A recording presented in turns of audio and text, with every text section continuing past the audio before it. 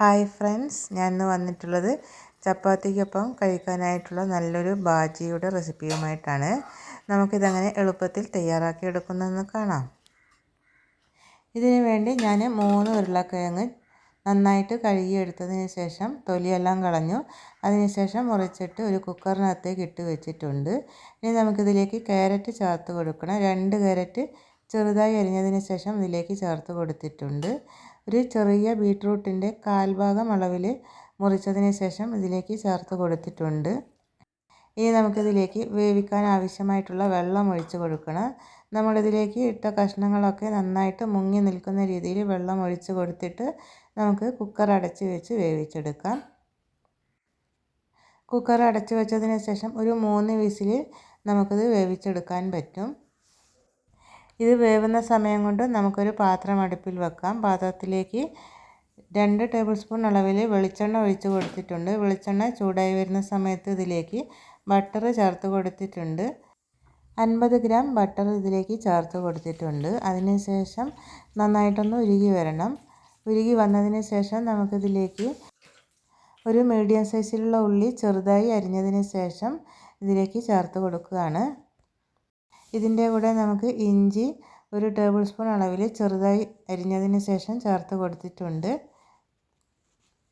5 വെളുത്തുള്ളി അല്ലിയും കൂടി ഇതിലേക്ക് ചേർത്ത് കൊടുക്കാം. അതിനുശേഷം നന്നായിട്ട് തന്നെ നമുക്കിത് ഇളക്കി കൊടുക്കാം. നമ്മളിതിലേക്ക് ചേർത്ത് കൊടുത്തിട്ടുള്ള ഉള്ളിയും ഇഞ്ചിയും വെളുത്തുള്ളിയും എല്ലാം തന്നെ നന്നായിട്ടൊന്ന് വഴന്ന് വരണം. ഒരു ഇളം ബ്രൗൺ കളർ ആവുന്നത് വരെ നമുക്കിത് വഴറ്റിയെടുക്കാം. അതിനുശേഷം നമുക്കിതിലേക്ക് 2 പച്ചമുളക് ചെറുതായി അരിഞ്ഞതിന് ശേഷം ചേർത്ത് കൊടുത്തിട്ടുണ്ട്. നന്നായിട്ടൊന്ന് ഇളക്കി കൊടുക്കാം. പച്ചമുളകിൻ്റെ പച്ചമണം മാറുന്നത് വരെ നമുക്കിത് ഇളക്കി കൊടുക്കാം.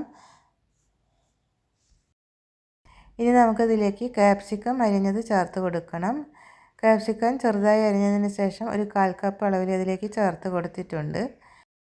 ഇനി ഇതിൻ്റെ കൂടെ നമുക്ക് പയർ അരിഞ്ഞത് ചേർത്ത് കൊടുക്കാം. അതും 1/4 കപ്പ് അളവിൽ അരിഞ്ഞതിന് ശേഷം ഇതിലേക്ക് ചേർത്ത് കൊടുത്ത് നന്നായിട്ടൊന്ന് ഇളക്കി കൊടുക്കാം. ഇനി നമുക്ക് ഇതിൻ്റെ കൂടെ ഉള്ളിത്തണ്ട് അരിഞ്ഞത് ചേർത്ത് കൊടുക്കണം. ഒരു 1/4 കപ്പ് അളവിൽ ഉള്ളിത്തണ്ട് അരിഞ്ഞതിന് ശേഷം ചേർത്ത് കൊടുക്കുകയാണ്. നന്നായിട്ടൊന്ന് ഇളക്കി കൊടുക്കാം. അതിനുശേഷം തീ ലോ ഫ്ലെയിമിൽ വെച്ചിട്ട് നമുക്കിത് അടച്ച് വെച്ച് വേവിക്കാം. അപ്പോൾ നന്നായിട്ട് തന്നെ വെന്തിട്ടുണ്ട്. ഇനി നമുക്കിതിലേക്ക് മസാല ചേർത്ത് കൊടുക്കണം. അതിനു വേണ്ടി ഇതിലേക്ക് 1/2 ടീസ്പൂൺ അളവിൽ മഞ്ഞൾപ്പൊടി ചേർത്ത് കൊടുത്തിട്ടുണ്ട്. 1/4 ടീസ്പൂൺ അളവിൽ മുളക് പൊടി ചേർത്ത് കൊടുത്തു. അതിനുശേഷം 1/2 ടീസ്പൂൺ അളവിൽ മല്ലിപ്പൊടിയും ചേർത്ത് കൊടുത്തു. 1/2 ടീസ്പൂൺ അളവിൽ ഉപ്പും കൂടി ഇതിലേക്ക് ചേർത്ത് കൊടുത്ത് നന്നായിട്ടൊന്ന് ഇളക്കി കൊടുക്കണം. നമ്മൾ കുക്കറിനകത്ത് ഉരുളക്കിഴങ്ങ് വേവിക്കാൻ വെച്ചിരുന്നു. അത് നന്നായിട്ട് തന്നെ വെന്തിട്ടുണ്ട്. നമുക്ക് നന്നായിട്ട് തന്നെ ഉടച്ചെടുക്കാം. ഉടച്ചെടുത്തതിന് ശേഷം നമുക്ക് ഈ മസാലയിലേക്ക് ഇട്ട് കൊടുക്കേണ്ടതാണ്. അതിനു മുമ്പ് നമുക്കിതിലേക്ക് 2 തക്കാളി അരിഞ്ഞത് ചേർത്ത് കൊടുക്കാം.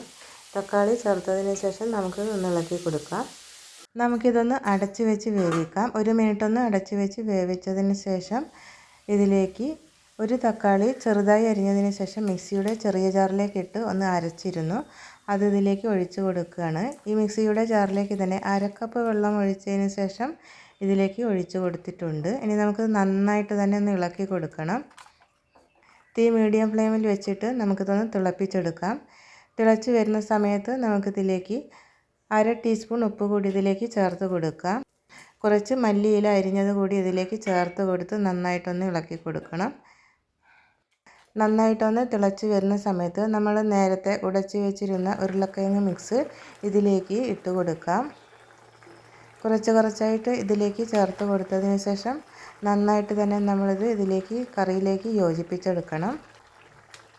നമ്മൾ വേവിച്ചെടുത്തിട്ടുള്ള ഉരുളക്കിഴങ്ങാണ് ഇതിലേക്ക് ചേർത്ത് കൊടുത്തിട്ടുള്ളത്. അതുകൊണ്ട് കൂടുതലായിട്ട് തിളപ്പിച്ചെടുക്കേണ്ട ആവശ്യം വരുന്നില്ല.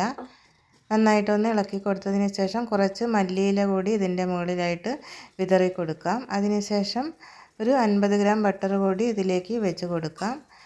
അതിനുശേഷം തീ ഓഫ് ചെയ്തിട്ട് ഒരു 5 മിനിറ്റ് സമയം നമുക്ക് ഇതുപോലെ അടച്ച് വെക്കാം. അതിനുശേഷം സെർവ് ചെയ്യാവുന്നതാണ്.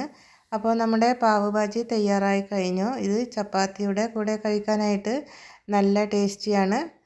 അപ്പോൾ നിങ്ങൾക്ക് റെസിപ്പി ഇഷ്ടമായെന്ന് വിചാരിക്കുന്നു. ഇഷ്ടമാവുകയാണെങ്കിൽ പ്ലീസ് ഒന്ന് സബ്സ്ക്രൈബ് ചെയ്യണേ. അടുത്ത നല്ലൊരു റെസിപ്പി വരുന്നത് വരെ ബായ്. Thanks for watching.